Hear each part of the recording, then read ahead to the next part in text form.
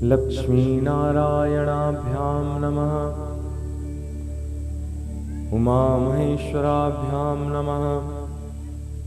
वाणी हिरण्यगर्भाभ्यां नमः। सचिपुरन्दराभ्यां नमः। इष्टदेवताभ्यो नमः। ग्रामदेवताभ्यो नमः। स्थानदेवताभ्यो नमः। वास्तुदेवताभ्यो नमः। एतत्कर्मप्रधानायै श्रीदुर्गादेव्यै नमो नमः। ॐ ज्ञानीनामापि चेतांसि देवी भगवती सा बलात्कृष्यमोहाय महामाया प्रयच्छति। दुर्गे शिविश्वजन्तो स्वस्ति श्रुतां मतिमतिवं शुभां ददशि। दारिद्र्यदुःखभयहारिणीं कातदन्यां सर्वोपकारकरणाय श्रद्धार्द्रचित्ता। 3 दिन का कार्यक्रम अनुष्ठान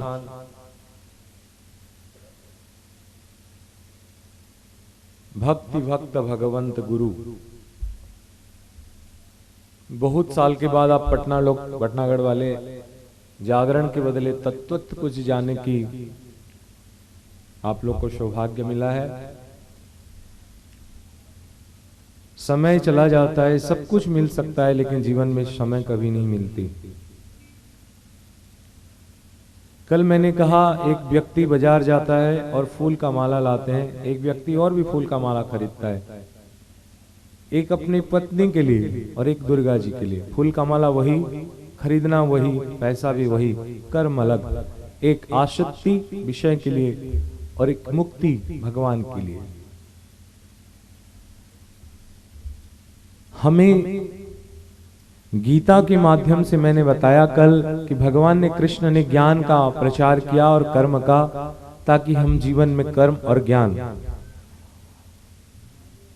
उद्धव इत्यादि प्रसंग को लेते हुए कल मैंने आप लोग को समझाने की कोशिश किया कि वो उद्धव जो 6 महीना तक जाके ब्रज में भक्ति का ज्ञान सिखाने गया था और भक्ति सीख के आया, बृहस्पति का शिष्य उद्धव, भगवान श्री कृष्ण का सखा उद्धव, भगवान श्री कृष्ण का सानिध्य लाभ करने वाला उद्धव, कृष्ण जगत गुरु का पास में करीब 130 साल रहने वाला उद्धव।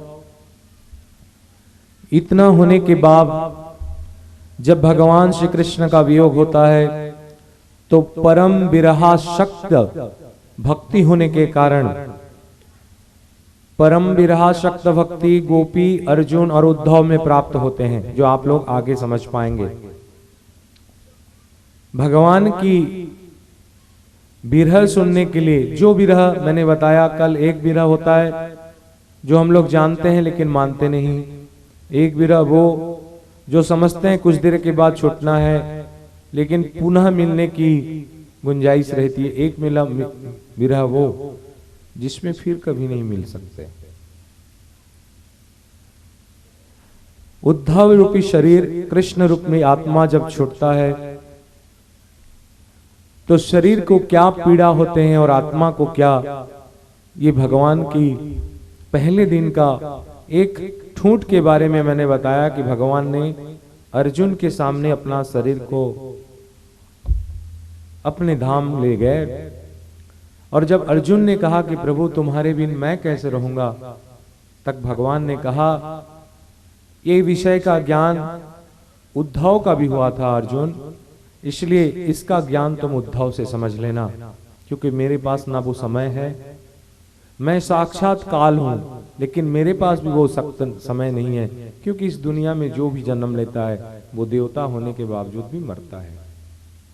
और भगवान ने अपना स्वधाम परित्याग किया। कृष्ण काली के अनुष्ठान में आपने समझा हुआ था कि साक्षात कृष्ण काली के रूप में अपने मणिद्वीप को प्रत्यावर्तन किए थे। तो इसी तरह हम लोग जो ये अनुष्ठान ले रहे हैं, अनुष्ठान का टॉपिक है भक्ति भक्त भगवंत गुरु। कल ईश्वर प्रदत्त बुद्धि में मैंने आप लोगों को समझाने की कोशिश किया कि भक्ति क्या। हम लोग का जो भक्ति होता है बार बार बिकता है 10-10 रुपया में, वो भक्ति नहीं, वो परम प्रेम स्वरूपा अमृता स्वरूपा च, जो भक्ति पाने के बाद आदमी न सोच्यति न कांक्षति न लभते न द्वेष्टि न रमति आत्मा राम भवति। ये कल आप लोग को बताया। भक्ति भक्त भगवंत गुरु चतुर नाम बपु एक अनुष्ठान जो हो रहा है इसी दोहा को एलाबोरेट किया जा रहा है। भक्ति भक्त भगवंत गुरु चतुर नाम 4 नाम बपु एक। अगर इनमें से कोई एक नाम में भी अपने शरणागति हो जाए तो हमारी जिंदगी पूरी तरह भगवान के साथ। जो तीव्र भक्ति अनन्य भक्ति, ये सब कल मैंने तुम्हें समझाया कि तीव्र भक्ति क्या, कर्म करते हैं धार्मिक लेकिन भगवान की मिलन की इच्छा नहीं रहता। जो सेठ जी का बारे में बताया, साक्षात नारद और कृष्ण जानने के बावजूद भी उन्हें दान दे के आगे कर दिया। बोले चलो इस दुनिया में भगवान कहाँ आते हैं, बेवकूफ बना रहे हैं बाबा लोग, साधु संत लोग। तब ये कोई जरूरी नहीं कि हम लोग जो सत्कर्म करते हैं उसमें भगवान बंद के आते हैं। तत्वत मैंने तुम लोग को समझाया, कल आप लोग को समझाया कि ज्ञान से भगवान को जाना जा सकता है, पाया जा सकता है, लेकिन देखा नहीं जा सकता। और ज्ञान के परिभाषा बताते हुए मैंने कहा ज्ञान एक दीपक है और भक्ति मणि है। दीपक में घी और बाती लगते हैं जलने के लिए, लेकिन भक्ति में मणि में कोई दीप बाती नहीं जल लगता, ये अपने आप प्रज्वलित रहती है, उजाला देते रहते हैं। भक्ति रस का साक्षात विग्रह स्वरूप को मैंने आप लोग को कल समझाने की कोशिश किया गोपियों के माध्यम से। गोपी जैसे गाय हम लोग आस पास में देखते हुए नहीं समझ सकते कि आद्याशक्ति जगदम्बा का परम्बा का रूप है, क्योंकि भगवान श्री कृष्ण ने आखिर श्री कृष्ण ने गाय का प्रेम क्यों किया। एक बार जब भगवान ने माता यशोदा को कहा कि मां मैं गौ चालन के लिए जाऊंगा, मां ने कहा तू क्या करेगा, हमारे घर में हजारों आदमी हैं गौ पालन करने के लिए।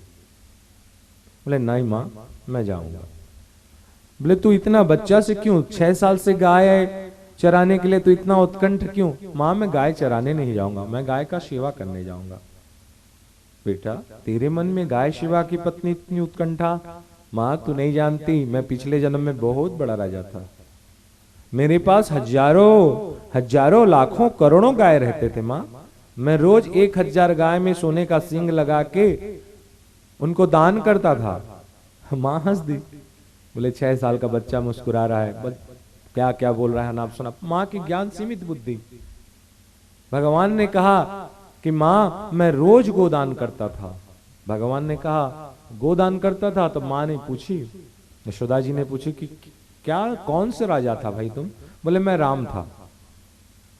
अब कोई बच्चा बोले मैं भगवान था, तो साधारण जीव कभी समझ नहीं पाएगा, कभी नहीं समझ पाएगा, क्योंकि वास्तविक ज्ञान और उसमें तीव्र भक्ति नहीं है।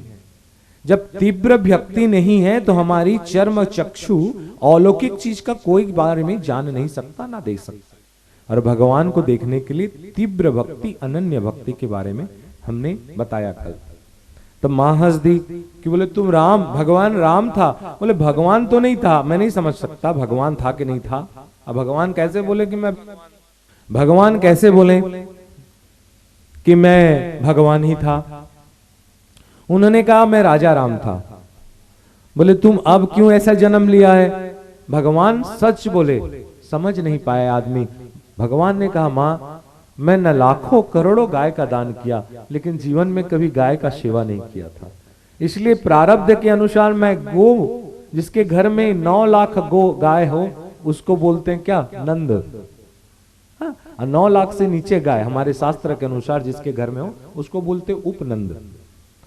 तो न जाने गाय का सेवा करने के कारण, गाय का दान करने के कारण मैं गो जिसके घर में है उसी के घर में आ गया। लेकिन मैंने कभी जीवन में गाय का सेवा नहीं किया था, क्यों मैं राजा था। और इसीलिए मेरा इच्छा जो था, इसलिए इस जीवन में मैं गो सेवा के लिए जन्म लिया हूं। बोल भगवान श्री कृष्ण की जय।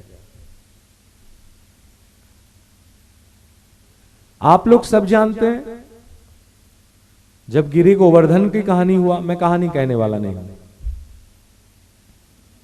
जब 7 दिन 7 रात तक, जैसे हमारे बुद्धि में भी कभी कभी समझ में आती, एक लड़का इतना बड़ा पहाड़ को कैसे उठाया हुआ, वो इतनी बड़ी पहाड़ को उंगली में दब नहीं गया होगा। मानना पड़ता है श्री कृष्ण की जितनी भी लीलाएं हैं योग माया के द्वारा, साक्षात जगदम्बा के द्वारा होने के कारण मानना पड़ेगा, क्योंकि सारी लीलाओं में हमारी बुद्धि कुंठित है। भगवान ने जब गिरधारी बने, क्यों आप जानते हैं कि इंद्र ने 7 दिन 7 रात तक भगवान के आगे 49 पवन बहाया और भगवान का पूरी ब्रज को धोने की कोशिश किया। भगवान ने 7 दिन तक रखे। अब कैसे रखे, 7 दिन कहां सोए, कैसे क्या हुआ, ये अपने बुद्धि में संभाल लेना। मेरे कहने के मतलब, जब इंद्र हार गया, उसके पास जितने अस्त्र थे मेघों का वो खत्म हो गया, तो वो आया। सारे देवताओं ने कहा कि हे इंद्र, आखिर तुमने पंगा किससे लिया? बोले वो जो ब्रज का लड़का है उसने मेरा पूजा बंद करवाया। जानता है वो कौन है? बोले नहीं जानता है। सुना हूं वो भगवान है। बोले साक्षात ब्रह्म है। देवता भगवान कह के नहीं जानते, ब्रह्म बोलने से वो मानते हैं। ऋषियों जितनी ज्ञानी हैं, ये लोग ब्रह्म से ज्यादा परमात्मा बोलने से मानते हैं। इसलिए कुछ सेक्ट ऐसे हो गए, वो लोग भगवान कुछ ब्रह्म नहीं बोलते, बोले परमात्मा। कुछ सेक्ट ऐसे हो गए जो ब्रह्म लेके चले। कुछ सेक्ट ऐसे हैं जैसे चैतन्य महाप्रभु हम लोग का साकार सगुण साकार रूप का पूजा करते हैं। ये लोग हम लोग भगवान का भगवान मानते हैं, जिसका 6 प्रकार का जो चीज है, जिसको देखेंगे जानते हैं, श्री, शक्ति, तेज, बल, बुद्धि इत्यादि, ज्ञान इत्यादि जो है। कल जो भगवान के बारे में समझेंगे कुछ समय के बाद, तो उस हिसाब से हम लोग, तो उन्होंने कहा सुना हूं भगवान है। तो सब देवताओं ने कहा मूर्ख, वो ब्रह्म है। तीव्र भक्ति के बारे में जब आपने सुना, तो बच्चा जब रोता है तो आकुलता चाहिए। कहने का मतलब, जब भगवान साक्षात कृष्ण का कौन इंद्र ने अपमान किया, क्योंकि सीधा अपमान है, इसमें कोई बड़ा बात नहीं है, क्योंकि जो चराचर स्वामी है उसके प्रति धृष्टता करना ही अपमान ही है। तो अपमान देने के बाद कोई छोटा प्राइम मिनिस्टर के सामने कोई छोटा एमएलए एमपी जाके अगर धृष्टता करे तो उसकी कितने दिन रहेगी पोजीशन। तो मान के चलो, जब इंद्र आने लगे माफी मांगने के लिए, क्या मांगने के लिए? माफी। तो सारे देवताओं का गुरु आके, गुरु बचाता है शिष्य को, बोला सुन इंद्र, तू डायरेक्ट जाके माफी मांग, और जिससे गलती हुआ है उसी से माफी मांग। बोले कैसे? बोले चल जाके मैं ये स्तुति करूंगा गोपाल सहस्त्र नाम से और भगवान प्रसन्न हो जाएंगे। तब इंद्र ने कहे, बृहस्पति ने कहा मूर्ख, इसीलिए तू मूर्ख इंद्र है। बोले कैसे? तुझे वहां जाके स्तुति करने से भगवान दंड जरूर देंगे। बोला इंद्र, ऐसा कोई उपाय बताओ गुरुजी जिससे काम भी बन जाए, मैं माफी भी मांग लूं और भगवान मुझे कोई दंड भी ना दे।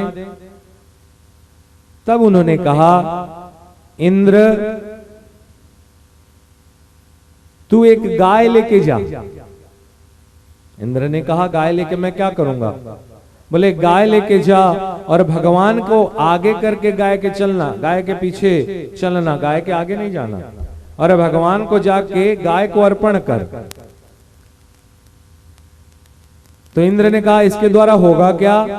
तो उन्होंने कहा इसके द्वारा क्या होगा कि तू श्राप ग्रसित होने से बच जाएगा। तब इंद्र ने एक गाय को आगे करके भगवान को माफी मांगने के लिए चला। तब भगवान, आप लोग के दिमाग में कभी क्यों नहीं आया कि जब इंद्र ने अपमान किया तो भगवान ने श्राप क्यों नहीं दिया? कारण यही था,